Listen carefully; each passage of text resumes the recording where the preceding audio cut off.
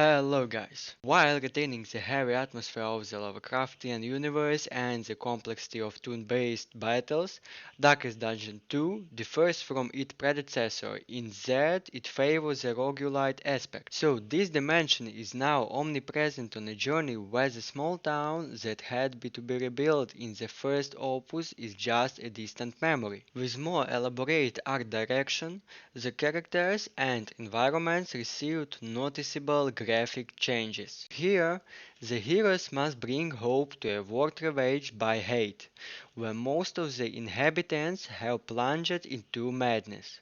It's time for an adventure with a stagecoach racing through territories, each more dangerous and deadlier than the last. Darkest Road Trip. Here is the element that united many fans of the first opus. The adventures take place exclusively in the stagecoach. The first thing the game teaches us is how to make it move. So this is a very simple task, as you only need to start it up and steer it from left to right to collect possible objects on the road. Also, very simplistic running over obstacles to collect riches can be quite non-intuitive. So this replaces the first game's risky curiosity system. Here it's basically a minigame where the player tries to collect all the potential goods that might block the way. So while this stage is quite enjoyable, it's relatively useless unless you are interested in collecting hidden items. At this stage, players can choose a path from several branches. The map shows the various dangers that may be encountered, allowing players to think about the best paths to complete the expedition safely. The choice, exploration, and reflection in Darkest Dungeon 2 allows players to enjoy the journey between two locations, far from being a bucolic tactical walk. The movement phase consists of decisions critical to the success of the quest. Choosing a path, steps, and alternating between rest and combat can be sometimes a real headache due to the unpredictable nature of the road, especially if you don't have any ability to recognize the location. You must take care of this wagon. It has a limited number of wheels and ammo, which can be destroyed when passing dangerous roads. Without this, your group will fall into ambushes that are quite difficult to overcome. Along the way, you should also avoid falling into hatred as often as possible. This is a form of obstacle that doesn't directly affect the journey, but in the long run can make it useless. Hatred increases the chances of encountering stronger enemies and, if you are unlucky enough to complete it 4 times, will provide a significant bonus to the final boss of the chapter. When the territory is crossed, the 4 heroes in the carriage can finally rest in the inn. A well-deserved respite for these poor souls who have been torn to pieces by hideous creatures. This moment of respite is mainly used to prepare for the next part of the journey, to buy something to counter the next horrors, and to apply bonuses to heroes and carriages. So if all goes well during the journey, then in the last stage you will find yourself at the foot of the mountain, defeating or being destroyed by the terrifying bosses of the chapter. However, to get to them, you will have to be patient, as the journey is very long. It takes about 30-45 minutes to pass one territory. Fortunately, you can exit the game at any time without fear or losing your progress. As a result, the journey phase may seem long and not very rewarding, and you may prefer to get to the heart of the matter more quickly. However, it must be recognized that these small pauses are necessary, as the choices of routes, items to equip and skills to activate is important between each battle. Moreover, it can be emphasized that this moment enhances the impression in the Lovecraftian universe and gives the feeling of the participant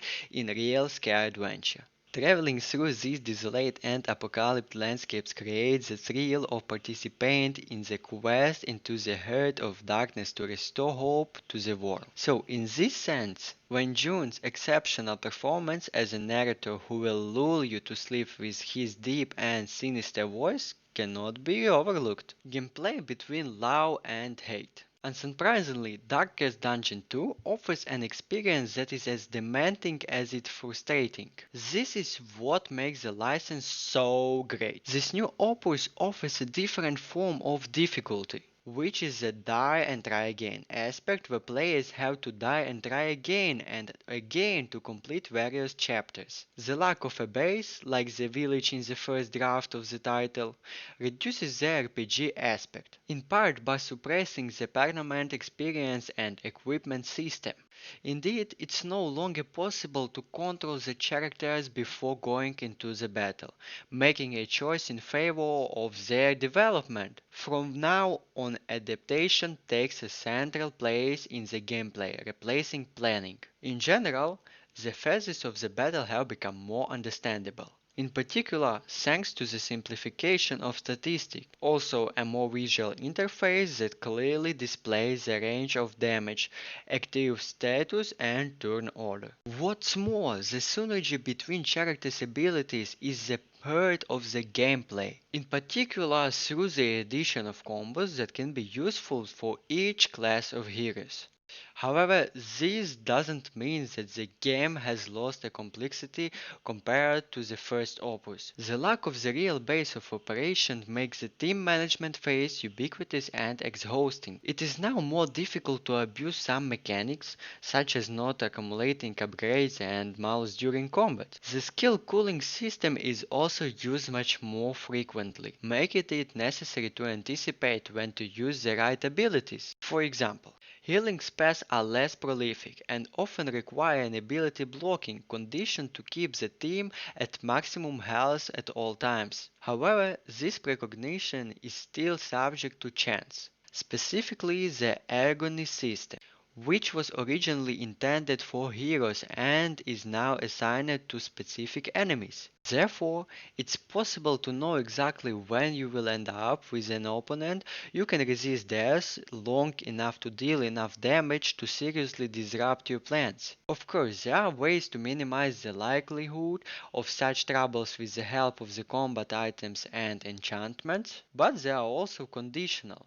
Since obtaining them depends mainly on your luck. So the game is highly addictive and addictive. Time flies by, you will feel like you are on a quest thanks to the intensity of the turn-based battles that always require attention and through, especially during boss encounters. Expect to tear your hair out trying to apply specific strategies to certain bosses whose mechanics you will need to understand, often related to the theme of the chapter, and build a team accordingly. Even with good preparation, some battles can turn against you due to their ubiquitous chance. In other words, you will have to be patient and bite into them before the start of such confrontation so as not to get them in a few minutes. The relationship system between the characters adds extra complexity to the journey for the four heroes. You must be attentive to how the characters react to your decisions during meetings, but at the time make sure that they have a good time together at the inn. If you neglect this aspect, some rather annoying malus will appear. However, if you manage to develop their mutual understanding, you may be in for pleasant surprises. In fact, this is a new permanent that must be taken into account in order to minimize the risk of failure. When the tension reaches its peak, the characters begin to react differently. Right now, the psychological balance of the characters is leaning between crisis and determination. Crisis affect combats immediately, causing it to lose most of its hit points and inflicting malus, and permanently as it affects relationships between characters. Conversely, decisiveness increases hit points, applies a bonus, and attracts the sympathy of comrades. In short, the gameplay as a whole comes down to avoiding the worst, which can be quite frustrating where you are aiming for optimization. However, this is one of the requirements to advance in the game. Due to its die and try again nature and reduced RPG aspect, the progression system can be easily daunting, but can also, like switching between resolve and crisis, be as difficult as it rewarding. Theorizing and experimenting with the combinations can be time consuming, but it's the necessary sacrifice if you don't want to end up in the role of Sisyphus throwing yourself headlock into the game hoping it's over. As a roguelite, the game has high replay value. The high difficulty actually accentuates optimize this quality, as you will have to keep replaying your playthrough to hopefully see the end of the game. This is far from tedious task, because also it is tiring. It makes up for it with huge field of experimenting with combats and that you can create with different teams. Introspection into the abyss. In Darkest Dungeon 2, one of the many changes is that in the team of the four, you can only have one hero of each class. This emphasizes the individuality of the characters, their interaction with each other, but about all their history. Yes, among the places can be visited in the stagecoach, there are altars and allow brave heroes to remember passage from their hectic life. In this way, one can learn more about all the characters, in the form of tasks narrated by narrator, or by playing out those painful memories that take the form of the puzzle to be solved. Is the tag just a swindler who has no regrets? Who is really hiding behind the mask of a leper? The answer to this question can only be found by examining the twists and turns of your memories. In addition to being a story addition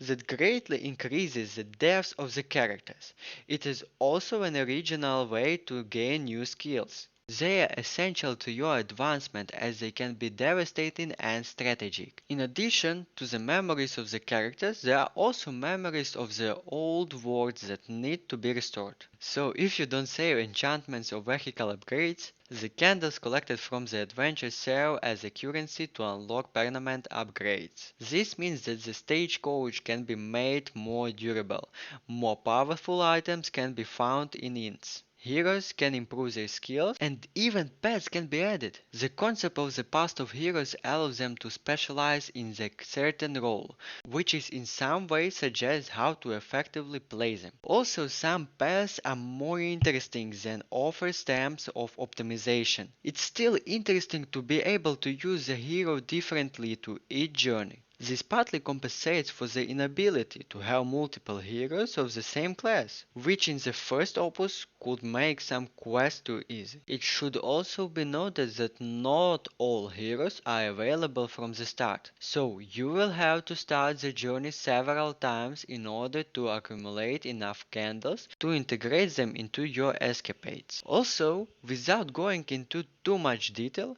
if you expect to find all the heroes of the first opus, you might be disappointed. True, the individuality of each hero is enhanced, but due to the lack of the leveling system, the affection you can feel for them remains rather superficial and depends only on the evaluation of their gameplay. While this is Red Hook's choice, so it's a pity that the roguelike aspect spoils the character's personality by depriving them of the development experience. So, outcome. This Lovecraftian journey takes you on a journey, whether it's during strategic battles that end in blood and sweat, while introspecting heroes, or while exploring scary places. Darkest Dungeon 2 went on a risky adventure, not limited to an improved version of the first opus. Also, some changes are regrettable. It is clear that the game has gained its own identity. The predominance of the roguelite aspect is a strong red hook pick that manages to give the impression that we are up against challenges we can't handle. The game really isn't perfect, however, suffering in particular from rather empty stagecoach playthroughs and sometimes punishingly dangerous dimension, designed mainly for experienced players. So guys, this game will appeal to those who love optimization and effort.